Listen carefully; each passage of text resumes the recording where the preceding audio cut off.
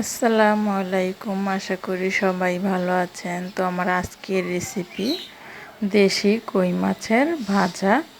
তো এখানে আমি কই মাছটাকে ভালো করে ধুয়ে নিয়েছি। এখানে দিয়ে দিচ্ছি স্বাদ মতো লবণ, হলুদ আর মরিচের গুঁড়ো দিয়ে দিলাম।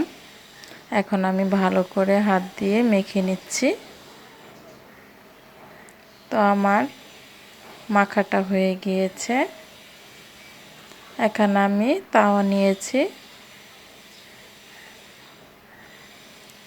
তাওয়াটা কিন্তু গরম করে নিয়েছি ভালো করে।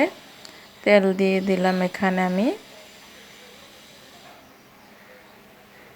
তাওয়াটা গরম হয়ে গিয়েছে, মাছটাকে দিয়ে দিচ্ছি ভাজার জন্য।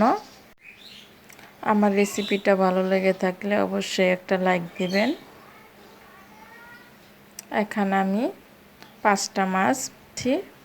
আমার এক পাশটা ভালো করে ভাজা হয়ে গিয়েছে, আমি উল্টিয়ে দিচ্ছি।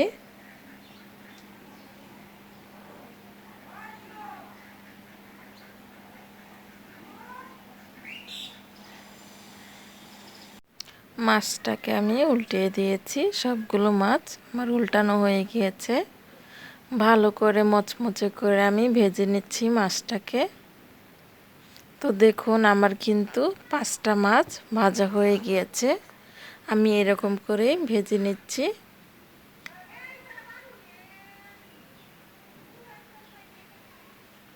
তো দেখুন আমি এইগুলো মাছগুলোকেও কিন্তু ভেজে নিচ্ছি।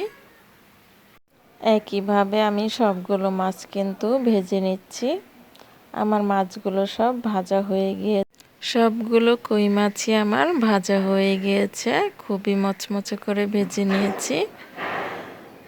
এরকম করে মাছের ভাজা ভাজলে কিন্তু খুবই মজাদার হয়। নতুন নতুন রেসিপি পেতে সাবস্ক্রাইব করে পাশেই থাকুন।